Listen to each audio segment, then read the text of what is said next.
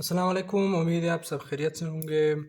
I am your instructor Mohammad Farooq और आज हम एक बहुत ही सिंपल सा और बहुत ही इंटरेस्टिंग सा जो है वो एक टॉपिक जो है पढ़ेंगे। Ninth class chemistry unit number 1, introduction to chemistry.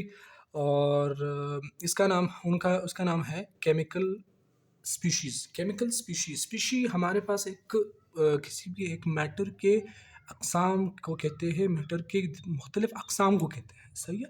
Species का नाम उसी कहते हैं। केमिकल स्पीशीज़ मतलब जब वो मैटर के अक़साम, वो चीज़ें जो कि आपके केमिकल रिएक्शन में जो है वो टेक पार्ट लेते हैं, हिस्सा लेते हैं, सही है। तो हमारे पास केमिकल स्पीशीज़ है क्या? Chemical species are the basic building block of a chemical compound. बुनियादी बनाने वाले जो जितने भी केमिकल कंपाउंड्स हैं, जो आपके जितने भी केमिकल कंपाउंड्स हैं, उनको बनाने के लिए जो एक basic building block, basic building block का मतलब ये होता है जो उसकी छोटी से छोटी जो इकाई है जिससे वो बनी होती है, उसको हम क्या कहते हैं? उसको हम केमिकल स्पीशी कहा जाता है। जैसे कि फॉर एग्जांपल, जैसे कि आपके एक एक वॉल को, एक दीवार को जो है वो बनाने के लिए आपको जो है वो बहुत ज़्यादा ईंट की ज़रूरत होती है। तो इसी तरह जो है वो जो बहुत ज़्यादा, ये फॉर एग्ज़ाम्पल ये एक एक ईंट है, ठीक है? ये एक ईंट है, वो बहुत ज़्यादा ईंट आपके पास क्या बनाती है? एक वॉल बनाती है। इसी तरह बहुत ज़्यादा केमिकल स्पीशीज़ आपस में एक मिल के एक केमिकल बॉन्ड बॉन्ड बनाती है। That's it. बुनियाद बनाने वाला, ठीक है? तो केमिकल जो बिल्डिंग ब्लॉक जो है वो उसको हम क्या कहते हैं? उसको जो उसकी बुनियाद को बनाता है, ठीक है? They are the specific form of a matter that can be identified. ये एक ख़ास किस्म के मैटर है जिसको हम उनकी शिनाख्त कर सकते हैं, उनकी निशानदेही कर सकते हैं, सही है? Bye there unique chemical properties and electrical state. इसकी दो बातों की वजह से हम उन मैटर को इस मैटर के अक़साम को जो है, इस मैटर की किस्म को हम क्या कहते हैं? उसको केमिकल स्पीशी कहते हैं और उसको हम एक अलग कैटेगरी में अलग जो है वो नाम देते हैं। वो 2 कैटेगरी क्या है उनकी? केमिकल प्रॉपर्टीज़ का मतलब होता है एक दूसरे के साथ बॉन्ड बनाने की जो ख़ासियत होती है, और उनके पास जो एक तरह का जो है वो चार्ज मौजूद होता है। चार्ज हमारे पास जो चार्ज मौजूद होता है, उसकी बिना पर जो है वो क्या होता है कि ये एक अलग किस्म का एक मैटर होता है। मतलब ये है कि हमने मैटर के बारे में पढ़ा। मैटर क्या है? मैटर हमारे पास एक हमारे पास दुनिया मैटर से बड़ी पड़ी है। अब उसके अंदर आपके पास वो मैटर जिसके ऊपर चार्जेस हो और उनकी अपनी मुख्तलिफ एक केमिकल प्रॉपर्टीज़ हो, तो उसको हम फिर केमिकल स्पीशीज़ कहते हैं। उसका ख़ास किस्म है, ख़ास एक मैटर है, ठीक है? That's it. और ये तमाम केमिकल कंपाउंड को बनाने के लिए जो है वो इस्तेमाल किया जाता है। That's it. और उसको, इनके 3 टाइप्स हैं। उसको फिर केमिकल स्पीशीज़ को उनको डिवाइड किया गया 3 किस्मों में। 3 किस्में हैं, 3 कैटेगरीज़ में उसको डिवाइड किया गया है। फर्स्ट ऑफ ऑल हमारे पास हैं ions. Ions molecular ions and उसको और फ्री रेडिकल्स। आयंस क्या है? जब एक एटम और ग्रुप ऑफ एटम्स जब वो क्या करते हैं? लोस्ट का मतलब होता है खो देना या देना, ठीक है? और गेन का मतलब होता है लेना, ठीक है?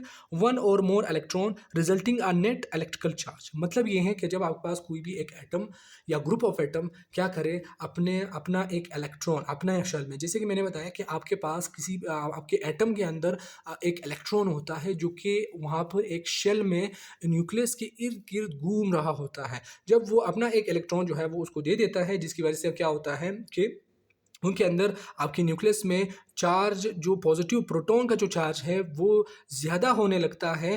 ज़्यादा होने लगता है जिसकी वजह से उस पर या पॉजिटिव चार्ज आ जाता है। और नेगेटिव चार्ज कब आ जाता है? नेगेटिव चार्ज उस वक्त आ जाता है कि जब वो एक इलेक्ट्रॉन को गेन कर लेता है, जिसकी वजह से आपके जो प्रोटॉन का जो चार्ज है जो कि सेल के अंदर, जो एटम के अंदर है, वो आपका जो है वो सुप्रेस होने लगता है और उस पर एक नेगेटिव चार्ज आ जाता है। मतलब ये आप आसान अल्फाज में ये कर लो कि वो एटम जो इलेक्ट्रॉन को गेन करने की वजह से, इलेक्ट्रॉन को लेने की वजह से, इलेक्ट्रॉन को देने की वजह से क्या हो, उस पर एक तरह का चार्ज आ जाए तो उसको हम क्या कहते हैं, उसको हम आयन कहते हैं। सही है। उसके बाद हम उसकी बात करते हैं, उनके दो अक़साम होते हैं, एक कैटायन होता है, एक एनायन होता है। कैटायन याद रखना, कैटायन उस पॉजिटिव चार्ज स्पीशी को कहते हैं, the positive charge species formed by the lose of electron. जब कोई किसी भी एक एटम से एक इलेक्ट्रॉन को रिमूव किया जाता है, इलेक्ट्रॉन जब कोई भी एक एटम अपना इलेक्ट्रॉन जो है वो खो देता है, तो जब उस पर जो है वो एक चार्ज आ जाता है, उस पॉजिटिव चार्ज आ जाता है, तो उसको, उस एटम को हम फिर क्या कहेंगे, उसको हम कैटायन कहेंगे। वो आपका फॉर एग्जांपल जैसे कि आपके पास Na, सोडियम पर एक इलेक्ट्रॉन रिलीज होके Na हो जाता है। सोडियम +1 का मतलब ये होता है कि इससे एक इलेक्ट्रॉन बाहर गया है, ठीक है। Ca+2 का मतलब ये होता है, कैल्शियम +2 का मतलब ये होता है कि जिससे 2 इलेक्ट्रॉन लिए हैं। Al+3 का मतलब होता है एक से एक इलेक्ट्रॉन गया है।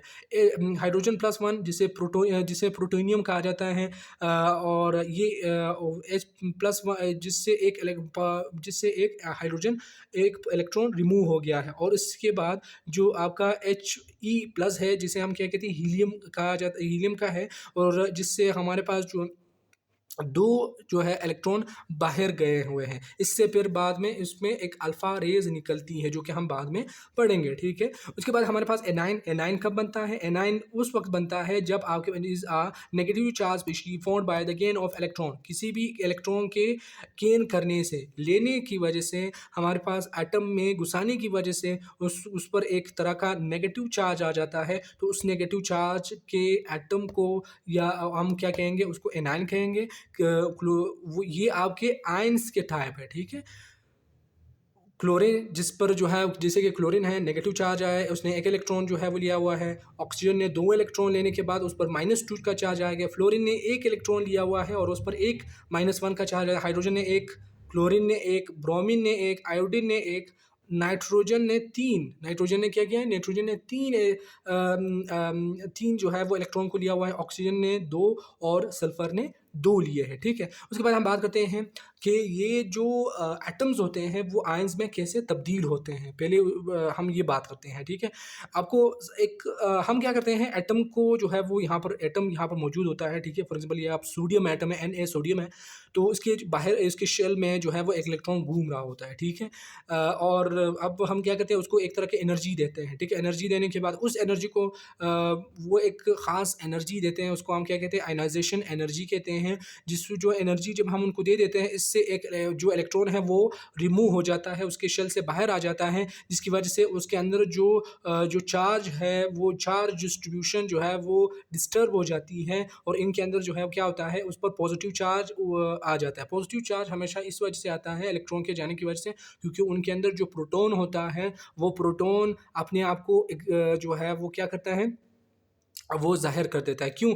क्योंकि आपके पास जब एक न्यूट्रल एटम था, जहाँ पर इलेक्ट्रॉन और प्रोटॉन की तादाद सेम थी, तो सोडियम पर कोई भी चार्ज नहीं था। लेकिन जब इलेक्ट्रॉन की कमी हुई, जिसकी वजह से उस पर पॉजिटिव चार्ज आएगा, तो एक कैटायन यहाँ पर बन गया। Name cation. कैटायन इसको इस वजह से कहा जाता है क्योंकि ये एक कैथोड प्लेट से मिलता है। कैथोड प्लेट का मतलब ये होता है the negative terminal of a electrolytic cell. जब आप सेल देखते हो, सेल के 2 जो है वो टर्मिनल्स होते हैं। सेल के एक पॉजिटिव टर्मिनल होता है, एक नेगेटिव टर्मिनल होता है। जो पॉजिटिव टर्मिनल होता है उसको हम एनोड कहते हैं, और जो नेगेटिव टर्मिनल होता है उसको हम कैथोड कहते हैं। ये याद रखना, कैथोड और कैटायन में फ़र्क ये है, और एनोड और एनायन में फ़र्क ये है कि आपके जो कैथोड है वो बैटरी के प्लेट्स को कहते हैं। वो प्लेट जो आपको जो चार्ज जो आप किसी भी एक चार्जिंग के लिए जो आप कनेक्ट करवाते हो, उसको कहते हैं, ठीक है। और जो कैटायन है वो उस एटम के रिस्पेक्ट से बात कर रहे हैं, ठीक है। That's it.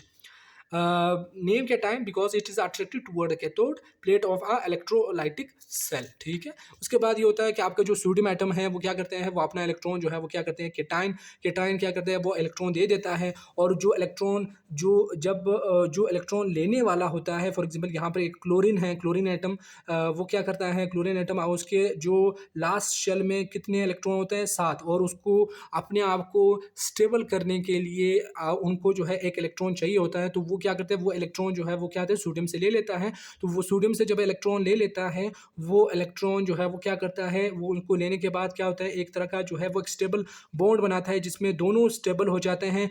सोडियम को क्या करना है, एक इलेक्ट्रॉन लूज़ करके अपने आप को स्टेबल करना है, जबकि क्लोरीन को एक इलेक्ट्रॉन गेन करके अपने आप को जो है वो क्या करना है, स्टेबल करना है। दोनों को स्टेबल रखने के लिए क्या करते हैं, वो एक दूसरे के साथ बीच में एक तरह का केटायन और एनायन की फॉर्म में, ये आपके पास केटायन हुआ, ये आपके पास एनायन हुआ, इसके इलेक्ट्रॉन लेने के बाद इसके ऊपर जो है नेगेटिव चार्ज आएगा। हमेशा याद रखना कि हमारे पास मुख्तलिफ चार्जेस एक दूसरे को अट्रैक्ट करती है। जब ये मुख्तलिफ अट्रैक्ट चार्जेस बन जाएंगे एटम्स की, तो वो एक दूसरे के साथ अट्रैक्ट करेंगे और इसके बीच में एक तरह का जो बॉन्ड बन जाएगा उसको हम क्या कहते हैं, आयोनिक बॉन्ड। जैसे कि the electron of a sodium atom enter into और share to the chlorine to form a ionic bond and release energy called electron affinity. याद रखना कि जब इलेक्ट्रॉन जो है वो, याद रखना कि जब सोडियम ने यहाँ पर इलेक्ट्रॉन रिलीज किया और इलेक्ट्रॉन जो है वो वापस जो है वो क्लोरीन ने जो है उसको गेन किया, तो इलेक्ट्रॉन जो क्लोरीन ने जो यहाँ पर इलेक्ट्रॉन गेन किया, वो इलेक्ट्रॉन जो है गेन होने की वजह से उनके शेल में जाने की वजह से एक तरह की एनर्जी रिलीज हुई। तो उस एनर्जी को हम क्या कहते हैं, उसको इलेक्ट्रॉन एफिनिटी कहते हैं। हम चैप्टर नंबर 3 में पढ़ेंगे आसानी से जो है वो उसको डिटेल में, ठीक है। तो मतलब वो एनर्जी जो कि इलेक्ट्रॉन के किसी भी एटम के एंटर होने की वजह से हमें मिलती है, उसको हम क्या कहते हैं, उसको इलेक्ट्रॉन एफिनिटी कहेंगे। और वो अमाउंट ऑफ एनर्जी जो कि किसी भी एक एटम को दी जाती है कि वो उससे इलेक्ट्रॉन को उनके शेल से बाहर निकाला जाए, तो उसको हम क्या कहते हैं, उनको हम आयनाइजेशन एनर्जी कहेंगे। That's it. तो आपके सोडियम एटम और आपके क्लोरीन एटम के बीच में एक तरह का अट्रैक्शन पैदा हुई और उस अट्रैक्शन को हम क्या कहते हैं, उसको आयोनिक बॉन्ड कहते हैं। This is the attraction made between the sodium and chlorine to form a neutral ionic compound and this bond is called ionic bond. उनके बीच में एक तरह की अट्रैक्शन बनी जिसे हम क्या कहते हैं, इनके बीच में एक तरह की अट्रैक्शन बनी जिसे हम क्या कहते हैं, जिसे हम आयोनिक बॉन्ड कहते हैं। और उनके बीच में जो है वो और उनसे जो है उनके दोनों के आपस के मिलने की वजह से जो है वो क्या होता है, एक न्यूट्रल आयोनिक कंपाउंड बन जाता है। न्यूट्रल आयोनिक कंपाउंड का मतलब ये होता है कि जब पॉजिटिव और नेगेटिव एक सेम तादाद में एक दूसरे के साथ मिलते हैं, तो वो अपने एक दूसरे के असर को जो है वो क्या करते हैं, कैंसिल कर देते हैं, अपना असर कैंसिल कर देते हैं और एक न्यूट्रल एटम बन जाता है जो कि पहले था, उसको हम क्या कहते हैं, एक कंपाउंड बना देता है, उसको हम क्या कहते हैं, neutral ionic compound. And this, और उसके बीच में जो बॉन्ड होता है उसको हम क्या कहते हैं, आयोनिक बॉन्ड कहा जाता है। दैट्स इट, ठीक है। उसके बाद हम बात करते हैं मॉलिक्यूलर आयन के बारे में। मॉलिक्यूलर आयन उसके साथ जो है वो सेम है, मॉलिक्यूलर आयन उसके साथ जो है वो सेम है।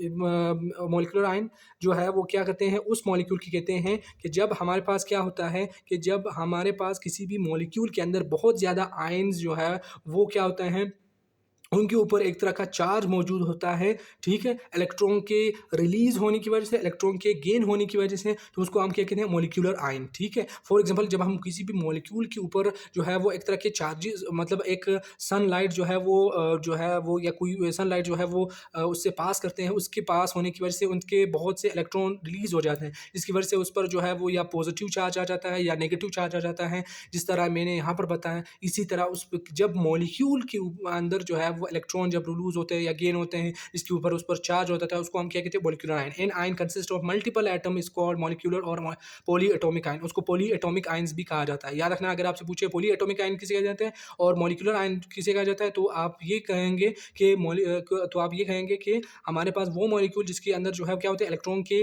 रिलीज होने की वजह से या इलेक्ट्रॉन के गेन होने की वजह से, गेन की होने की वजह से उसके जो ऊपर जो चार्ज आता है उसको हम क्या कहते हैं, उसको मॉलिक्यूलर आयन कहा जाता है। That's it. उसके बाद जैसे कि अमोनियम आयन है, अमोनिया क्या है, अमोनिया एक कंपाउंड है और उसके ऊपर जो है वो क्या होता है, उससे एक तरह का जो है वो एक इलेक्ट्रॉन जो है वो रिमूव किया गया है एक लाइट के थ्रू, एक एनर्जी के थ्रू, तो उसको हम फिर क्या कहेंगे, अमोनियम आयन कहेंगे, ठीक है। और उसके बाद याद रखना कि H3O का मतलब ये होता है कि जब एक एक इलेक्ट्रॉन, अब अगर हम इस कंपाउंड से जो है वो रिमूव कर दें, तो उसके ऊपर जो है वो एक तरह का जो है वो एक पॉजिटिव चार्ज आ जाएगा, जिससे नाइट्रोनियम आयन है। अब उसके बाद हमारे पास एक तरह का जो है वो नाइट्रोनियम आयन है, NO2, ठीक है। जैसे कि ये अमोनियम आयन है, ये आपके पास हाइड्रोनियम आयन है, ये नाइट्रोनियम आयन है, ठीक है। ये किस तरह बने, ये इस वजह से क्योंकि आपने मॉलिक्यूल को एनर्जी दी और मॉलिक्यूल की एनर्जी देने के बाद आपके पास उन पर जो है वो बहुत से इलेक्ट्रॉन उससे रिमूव हो गए। इलेक्ट्रॉन के रिमूव होने की वजह से जो है वो क्या हुआ कि उनके अंदर जो है वो उन पर जो है चार्जेस आए। अब उनके चार्जेस को हम क्या कहते हैं, मॉलिक्यूलर आयन, ठीक है। और उसके बाद याद रखना कि मॉलिक्यूलर आयन है। हम उसके बाद अगर हम उस पर जो है वो पॉजिटिव आ जाए तो उसको मॉलिक्यूलर केटाइंस कहेंगे। याद रखना, उसको हम मॉलिक्यूलर केटाइंस कहेंगे अगर पॉजिटिव चार्ज आया। अगर नेगेटिव चार्ज आया तो हम उसको हम क्या कहेंगे, मॉलिक्यूलर एनाइन कहेंगे। जिससे कि आपके पास जो है वो क्या है, कार्बन, आपके पास CO3-2, ये आपके पास जो है वो क्या है, कार्बोनेट है। HCO3 आपके पास जो है बाइकार्बोनेट है। आपके पास जो है वो क्रोमेट है। आपके पास जो है वो नाइट्रेट है। आपके पास जो है फॉस्फेट है। आपके पास बाई हाइड्रोजन फॉस्फेट है। या आपको आपके पास जो है वो सल्फेट है। और S-2 का मतलब एस अगर अकेला हो, अगर उस पर एनाइन है तो उसको हम क्या कहते हैं, उसको सल्फाइड कहा जाता है। और अगर SO4 अगर वो कंपाउंड की शक्ल में और उस पर चार्ज जो है वो -2 हो तो सल्फेट कहा जाता है। सल्फेट उसके कंपाउंड की शक्ल में उसको हम कहते हैं, और सल्फाइड उसके एलिमेंट की फॉर्म में उसको हम फिर कहते हैं। नेम इट, और याद रखना कि उसको जो है वो नेमिंग किस तरह देंगे, उसको नाम किस तरह देंगे, ठीक है। नाम इस तरह देंगे कि name it as a first listed the positive ion name then the negative ion. सबसे पहले आपको क्या करना है, आपको जो पॉजिटिव आयन वाला जो है वो सबसे पहले आपको करना पड़ेगा, फिर नेगेटिव आयन्स वाले को जो है वो बाद में करना होगा। सही है। जैसे कि आपके पास सोडियम है, सोडियम क्लोराइड, हम क्लोराइड सोडियम नहीं कहते हैं, हम सोडियम क्लोराइड कहते हैं। इस वजह से क्योंकि हम पहले पॉजिटिव वाले आयंस को जो है वो नाम देते हैं। जैसे कि यहाँ पर अमोनियम है, अमोनियम पर जो है हमेशा पॉजिटिव चार्ज, तो अमोनियम सल्फेट हम कहेंगे, ठीक है। और उसके बाद याद रखना कि यहाँ पर सोडियम बाइकार्बोनेट हम यहाँ पर कहेंगे, या उसका नाम जो है वो सोडियम हाइड्रोजन कार्बोनेट होता है। और यहाँ पर KClO3 पोटाशियम क्लोरेट उसको कहा जाता है, ठीक है। हमने पोटाशियम इस वजह से कहा क्योंकि उस पर पहले पॉजिटिव चार्ज, ये आपके इनके अंदर जो है वो क्या होते हैं, ये एक पॉजिटिव आयन्स वाले होते हैं, पॉजिटिव आयन वाले एटम जो किसी भी कंपाउंड के अंदर मौजूद है। तो सबसे पहले हम उसी को ही प्रोनाउंस करेंगे, पहले ही उसको नाम देंगे। That's it. ये यहाँ तक क्लियर, मॉलिक्यूलर आयन्स यहाँ तक हमारे पास क्लियर हो गया। और लास्ट टॉपिक, और जो इसका हमारे पास जो है वो थर्ड टाइप है, और ये है कि जिसका नाम है फ्री रेडिकल्स। फ्री रेडिकल्स हमारे पास क्या होते हैं, फ्री रेडिकल्स जैसे कि नाम से ही जाहिर है, फ्री है, आपके पास जो है वो किसी से भी रिएक्ट कर सकते हैं, फ्री है, आज़ाद है। एन एटम और group of atom that possesses an unpaired of electron odd number। odd number का मतलब होता है 1, 3, 5, 7, 9, ठीक है, 11। इस तरह के नंबर के इलेक्ट्रॉन उनके पास मौजूद होते हैं, वो एटम और ग्रुप ऑफ एटम जिसके पास अनपेड इलेक्ट्रॉन। अनपेड इलेक्ट्रॉन का मतलब होता है कि जो जोड़े में ना हो, ठीक है, जो जोड़े में ना हो। जोड़े में अगर होंगे तो वो स्टेबल होंगे, वो किसी के साथ रिएक्ट नहीं करेंगे। अगर जोड़े में हो, जोड़े में ना हुए, अकेले हुए, तो वो रिएक्ट करने की कोशिश करेगा। वो आज़ादाना होंगे एक दूसरे के साथ रिएक्ट करवाने के लिए, तो उसको हम क्या कहते हैं, उस टाइप ऑफ एटम को हम क्या कहते हैं, free radicals. Because they have unpaired electron, they are extremely reactive and unstable, ठीक है। याद रखना कि हमारे पास ये याद रखना कि जो स्टेबिलिटी है, स्टेबिलिटी याद रखना, stability is inversely proportional to क्या, the stability is inversely proportional to reactivity. ये अहम पॉइंट आपको ये ज़हन में रखना है कि आपके पास अगर कोई एक चीज़ स्टेबल है, तो वो रिएक्ट नहीं करेगी, ठीक है। क्यों, जैसे कि आपके पास नोबल गैसेस, जैसे मैंने पिछले लेक्चर में बताया, नोबल गैसेस हमारे पास एक ऐसे गैसेस होती हैं जिसके इलेक्ट्रॉन आपके पास पेड है, वो और उसको जो है वो और इलेक्ट्रॉन नहीं चाहिए होते, वो पहले से स्टेबल है और वो किसी से रिएक्ट नहीं करना चाहते हैं, ठीक है। तो वो रिएक्टिव नहीं होंगे, स्टेबल होंगे। जबकि अगर स्टेबल हुए, फॉर एग्जांपल अगर कोई भी एक चीज़ जो है वो रिएक्टिव है, फॉर एग्जांपल ये आपके जो फ्री रेडिकल है बहुत ज़्यादा रिएक्टिव है, बहुत ज़्यादा रिएक्टिव किस वजह से है, क्योंकि उनके अंदर अनस्टेबिलिटी है, वो स्टेबल नहीं है, उनके पास जो इलेक्ट्रॉन है वो पेड नहीं है, अनपेड है, जिसकी वजह से वो ज़्यादा रिएक्ट करेगा, ठीक है। They are represented by putting a dot का मतलब होता है यहाँ पर इस तरह का डॉट, ठीक है, over the symbol of the element के ऊपर आपका जो है वो यहाँ पर जो है वो एक तरह का डॉट लगाया जाता है, जिसका मतलब ये होता है कि इसके पास एक अनपेड ऑफ इलेक्ट्रॉन मौजूद होता है। इस तरह का जो है वो एक डॉट जो है वो लगाया जाता है एलिमेंट के सिंबल के ऊपर, जिसका मतलब ये होता है कि ये एलिमेंट जो है वो इसके जो इलेक्ट्रॉन्स है वो अनपेयर्ड है, और ये हैज़ अ फ्री रेडिकल है, ठीक है। और क्लोरीन भी हैज़ अ फ्री रेडिकल के फॉर्म में यहाँ पर शो हो रहा है, ठीक है। उसके बाद हम बात करते हैं कि हमारे पास जो इनके जो एग्जांपल है, फॉर एग्जांपल आपके पास जो है वो क्लोरीन एटम है। क्लोरीन एटम Cl2 की फॉर्म में आपके पास मॉलिक्यूल की फॉर्म में आपके पास मौजूद होता है, ठीक है। आपके पास जो है आपने कहा, आपने क्लोरीन एटम को यहाँ पर लाया और लाने के बाद आपने जो है वो सनलाइट के जो है वो सनलाइट के नीचे सनलाइट के सामने रख दिया। सनलाइट उस पर जब पड़ी तो सनलाइट ने जब उस पर पड़ी, उसके बीच में जो एक तरह की बॉन्डिंग बॉन्डिंग याद है ना, बॉन्ड आपको ये जहन में विजुलाइज करना है, जहन में ये बनाना है कि बॉन्डिंग उस चीज़ को कहते हैं कि आप जब एक चीज़ दूसरी चीज़ को अट्रैक्ट करती है अपनी तरफ, जो है वो खींचने की जो सलाहियत होती है वो बॉन्ड कहलाता है। तो वो एक तरह का किस्म का बॉन्ड उनके अंदर मॉलिक्यूल के अंदर मौजूद होता है, जिसे हम क्या कहते हैं, कवलेंट बॉन्ड। कवलेंट बॉन्ड उस वक्त बनता है जब एक इलेक्ट्रॉन जो है वो क्या करें, एक इलेक्ट्रॉन दे और दूसरी तरफ से एक दूसरा एटम दूसरा इलेक्ट्रॉन दे, और उससे दोनों इलेक्ट्रॉन के शेयर होने की वजह से जो है आपका एक बॉन्ड बनता है। मतलब एक आप ये कह लें कि पार्टनरशिप बनती है, तो उस पार्टनरशिप को हम क्या कहेंगे, उसको हम कवलेंट बॉन्ड कहेंगे। जब दो कार्बन एक दूसरे के साथ कवलेंट बॉन्ड बनाते हैं तो आपके वो क्लोरीन मॉलिक्यूल की फॉर्म में मौजूद है, ठीक है। That's it. तो जब सनलाइट उस पर पड़ी तो सनलाइट पड़ने के बाद उनके अंदर जो बॉन्ड था वो टूट गया, ब्रेक हो गया। ब्रेक का मतलब होता है टूटना, ठीक है, डिसोसिएशन टू टू, जिसकी वजह से उसने इसने अपना इलेक्ट्रॉन लिया और इसने अपना एक इलेक्ट्रॉन ले लिया, जिसकी वजह से जो है वो जो हम आगे पढ़ेंगे, जो है वो ऑर्गेनिक केमिस्ट्री में अगर आप पढ़ोगे तो इसको होमोलाइसिस कहते हैं। जब होमोलाइसिस का मतलब ये होता है कि जब दो एलिमेंट अपने अपने इलेक्ट्रॉन ले लेते हैं, सही है। तो जब हमारे पास इलेक्ट्रॉन ले लेते हैं तो उनके अंदर ये भी रिएक्टिव की फॉर्म में आ जाता है और ये भी रिएक्टिव की फॉर्म में आ जाता है, उसके पास अपने अपने इलेक्ट्रॉन होते हैं। और अब दोनों एलिमेंट ये दोनों क्या हो जाएंगे, दोनों एक रेडिकल्स की फॉर्म, फ्री रेडिकल्स की फॉर्म में जो है वो आ जाएंगे,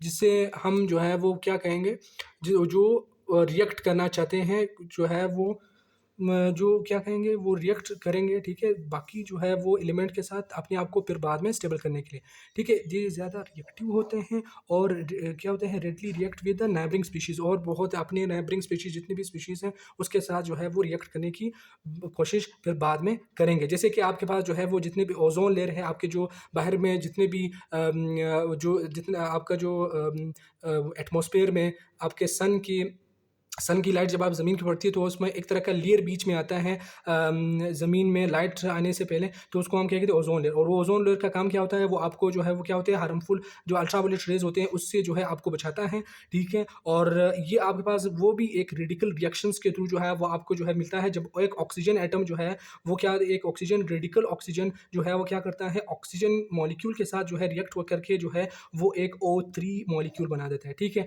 और ये हेल्प देता है उनके जो है वो हेल्प क्या है कि ये प्रोटेक्ट करता है हमारी अर्थ को अल्ट्रावायलेट हार्मफुल रेज से, ठीक है। और ये बहुत इंपॉर्टेंट होता है कंबशन में। कंबशन का मतलब होता है किसी चीज़ को जलाने की रिएक्शन में जो हमारे पास जो है वो उनके अंदर इस्तेमाल होता है, उनके अंदर जो है वो हेल्प देता है एटमॉस्फेरिक केमिस्ट्री में। एटमॉस्फेरिक केमिस्ट्री जैसे कि ओजोन लेयर के अंदर जो है, ठीक है। उसके बाद पोलीमराइजेशन का मतलब ये होता है कि जब आप किसी भी एक तरह का जो है पॉलीमर बनाते हो, जब बहुत ज़्यादा छोटी चीज़ें एक दूसरे के साथ मिलती हैं और इसके जो है वो बड़ी चीज़ को जो है बनाने का जो एक केमिकल रिएक्शन होता है उसको हम पॉलीमराइजेशन कहते हैं। प्लाज्मा है, प्लाज्मा एक हमारे पास फोर्थ स्टेट ऑफ मैटर जिसे हम कहते हैं, और यातना कि उससे जो है एक चीज़ें बनाना उसको कहते हैं, और बायोकेमिस्ट्री में भी इस्तेमाल किया जाता है, ठीक है।